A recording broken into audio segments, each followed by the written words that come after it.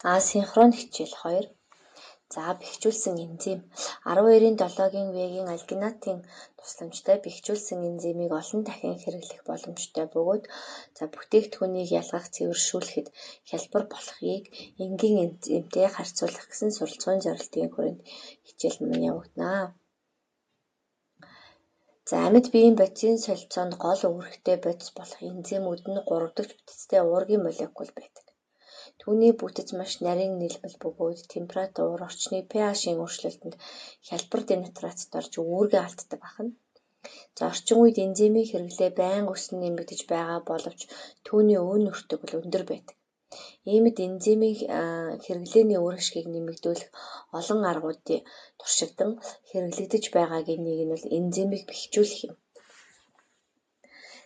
Энзим бэхжүүлэх үндсэн 2 арга байдаг. Нэгт нь бол физикийн арга, хоёрт нь химийн арга.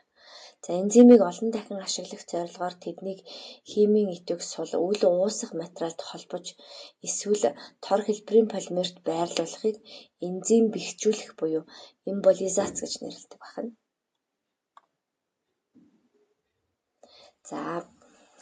Энзим бэхжүүлэх туршилтын үе шат нь бол нэгт 0.5% натрийн альгинатын 50 мл уусамлыг бэлдэнэ. Натрийн альгинатыг уустал сайтар хутгах шаардлагатай. Бэлэн болсон натрийн альгинатын уусмал дээр 1% хөрөнгө мөгний уусмлаас 10 мл-ийг нэмээд сайтар хутгана.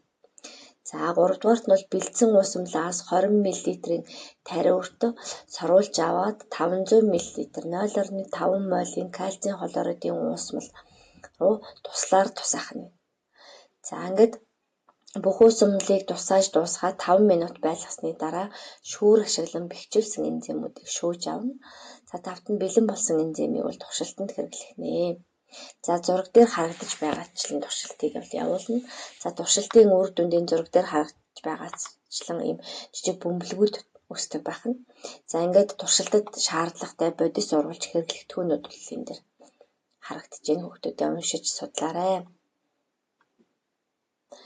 Бэхжүүлсэн энзим нь бол давуу болон бас сул талтай, дахин болон үргэлжлүүлэн ашиглах юм давуу талтай.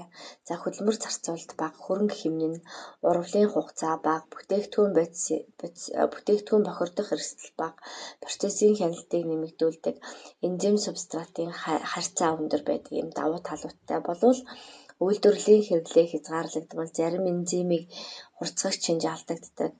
Зарим энзим докторгүй болдог. Системд дулаан үүсгэд энзимүүд идэвхгүй болдог. Идэвхтэй энзимийг ялгаж авах, цэвэршүүлэхэд өндөр өртөгтэй байдаг зэрэг юм сул талтай байх нэ.